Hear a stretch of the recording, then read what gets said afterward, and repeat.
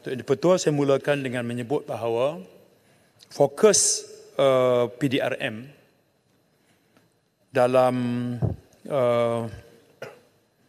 mengambil tindakan terhadap isu ini adalah berdasarkan kepada 12 akta yang kita diberikan kuasa untuk melaksanakannya. Senarai 12 akta itu telah saya sebut semasa pembentangan, termasuklah Akta Kanak-Kanak 2001, Atip SOM 2007, Akta Kesalahan Sosial Kanak-Kanak 2017, Kanun Keseksaan, Akta Pertubuhan, Akta Syarikat dan segala macam. Baik. Saya juga berkongsi angka bahawa ada 625 kanak-kanak, istilahnya kita selamatkan, yang kita tangkap 415. 625 kanak-kanak ini, keutamaan kita adalah kebajikannya, mengenal pasti identitinya. Dan langkah ke depan adalah bagaimana nak membawa mereka kembali kepada arus perdana pendidikan. Yang ini saya ucap terima kasih sahabat saya Menteri Pelajaran yang sudah pun memulakan langkah berjumpa dengan kanak-kanak ini dan sudah pun merangka langkah ke depan untuk bawa mereka kepada arus perdana pendidikan. Itu sedang berjalan. Dari hal identiti, saya telah sebutkan tadi bahawa 597 daripada 625 itu sudah pun secara sahih, bila kita semak dengan Jabatan Pendaftaran, mempunyai dokumen pengenalan diri, sama ada sijil lahir ataupun MyCard. Jadi Tok Speaker, tumpuan kita baki 28 yang sedang kita buat semakan lagi. Angka ini mungkin nanti jadi kecil. Di sana ada juga yang kita sudah kenal pasti sebagai jatuh dalam kategori anak tidak sah taraf. Tapi kebetulan kita nanti besok akan membahaskan tentang isu kewarganegaraan anak tidak sah taraf nanti. Kita proses di bawah perkara 15A Perlembagaan Persekutuan. Jadi akhirnya identiti mereka ini tetap akan kita berikan. Jadi di atas beberapa saranan ahli-ahli parlimen yang membahagian, yang memberikan keprihatinan terhadap isu identiti diri, kita ada jalan keluar, jalan penyelesaiannya. Baik, ada juga disebut bahawa sebahagian daripada tangkapan itu kita buat di luar daripada premis. Sebenarnya keseluruhannya, Tok Dipertua, operasi polis ini melibatkan 300 premis. Ada lebih kurang 60 rumah amal ataupun dia panggil rumah jagaan atau tempat asuhan. Ada 2 klinik, ada 99 premis perniagaan, ada 1 ladang, ada 4 makhad, ada 134 rumah persendirian. Jadi 300 premis ini kita sampai, dan itu membawa kepada sejumlah 415 tangkapan yang ada kita buka kertas siasatan berdasar kepada akta-akta yang saya sebutkan tadi. Jadi mengulas Kota Baru, sememangnya daripada hari pertama lagi, asas tindakan itu berteraskan kepada prinsip undang-undang berdasar pada akta yang sedia ada. Kalau siasatan itu kita buat misalnya di bawah AMLA, kita buat money trail. Dia operasi ini dia masif. Sebab source of revenue GISB ini adalah dia ada beberapa kluster. Ya. Maknanya komitmen setiap kluster itu dia mesti mencapai kutipan harian. Ya. Dan kutipan harian itu bila diperolehi mesti dimasukkan dalam akaun individu pimpinan yang duduk dalam struktur ahli lembaga pengarah. Jadi dia ada zon Kuala Lumpur, zon tengah, zon utara, zon dalam dan luar negara. Jadi dia ada target kutipan. Ya, dia ada target kutipan bagi setiap zon yang membawa anggaran lebih kurang 70,000 sebulan kutipan minimum kena ada. Dan duit ini Dia bukan masuk di bawah GISB yang didaftarkan dan ada akaun syarikat, tidak. Dia pergi pada akaun individu. Ya, individu. Dan daripada situlah, sebab itu semua transaksi pembelian aset, bila polis rampas, transaksinya bukan melalui pinjaman bank, semua belian tunai. Jadi kita buat. Jadi kita nak tengok ke mana akhirnya punca wang dan ke mana dibelanjakan.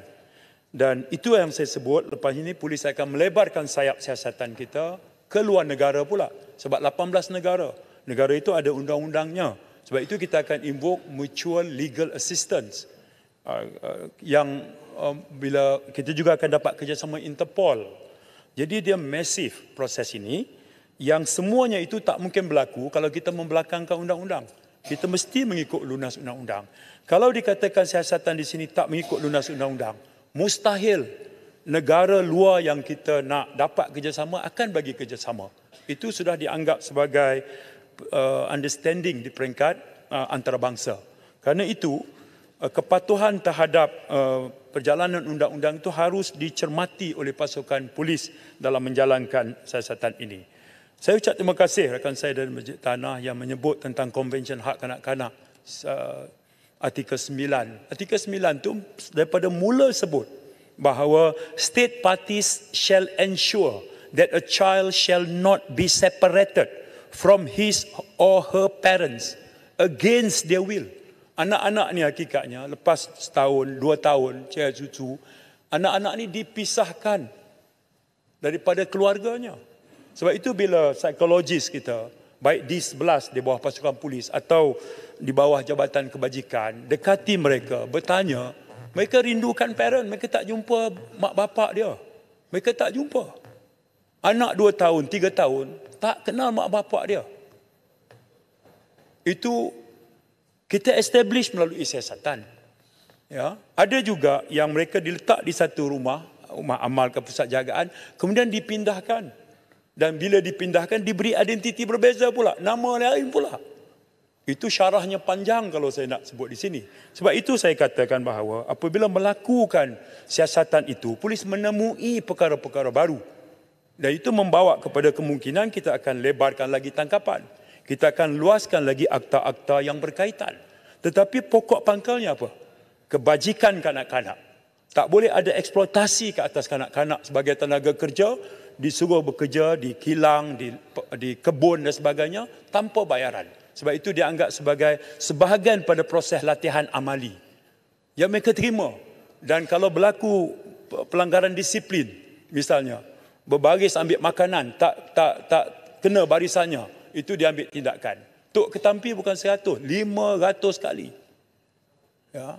Dan hal-hal yang detail sebegini memadai kita minta supaya pihak polis diberikan kepercayaan untuk menjalankan siasatan. Dan apabila siasatan itu dilengkapkan dalam bentuk kertas siasat, diserah kepada peguam negara, di situ nanti diputuskan. Sebab itu, sambil siasatan itu berjalan, sudah ada yang dibawa ke muka pengadilan, sudah ada sabitan. Ada 15 kertas siasatan berakhir pertuduhan. Masih banyak lagi yang perlu kita lengkapkan. Sebab itu ketika kita menggunakan kaedah biasa, sahabat saya Kota Baru, seorang peguam faham, kerana saiz tangkapan yang begitu ramai, kita akan minta reman. Mahkamah akan bagi 7 hari. Kita belum selesaikan lagi. Sebab kita nak invoke 12 akta. Kita minta tambahan, mahkamah bagi 7. Kita minta tambahan, ada mahkamah bagi 5. Kita minta tambahan, ada mahkamah bagi 3. Tak sempat habis kerana jumlah yang ramai. Kerana itu bila kita tengok, dia ada elemen yang dipanggil sebagai ianya dilakukan secara berkumpulan, satu atau lebih. Kemudian dia melibatkan jenayah yang dianggap serius. Kalau pemerdagangan orang itu serius, misalnya.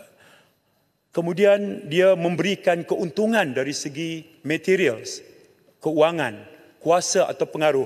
Jadi ianya fit untuk kita invoke 130V, kandung keseksaan, bagi membolehkan selepas tamat tempoh reman, kita guna pakai SOSMA. Dan SOSMA semua kita tahu. Ya, dalam masa 28 hari mereka peguam boleh akses dan mereka mesti dibawa ke muka pengadilan. Proses itu sangat jelas dalam proses kita membuat keputusan ini. Untuk betul saya ambil 11 minit Saya akhiri di sini supaya berlaku adil pada sahabat saya daripada Menteri Wanita. Seperti saya ungkap tadi, sebahagian daripada yang tak dapat saya berikan respon, saya akan berikan jawapan bertulis kerana perkara-perkara saya membuat catatan. Buat ahli yang berhormat yang mengambil bahagian, saya ucap terima kasih. Tapi percayalah, hal yang berlaku ini memerlukan kerjasama semua, kefahaman semua, sokongan semua. Kita sedang menguruskan satu perkara yang besar, ada elemen penyelewengan akidah, ada aspek eksploitasi kanak-kanak dan wanita, ada elemen pemerdagangan, ada elemen soal keuangan, perjalanan keuangan yang meragukan. Kesemuanya itu, due process akan mengambil tempat. Akhirnya, dia mesti dibawa ke muka pengadilan. Terima kasih.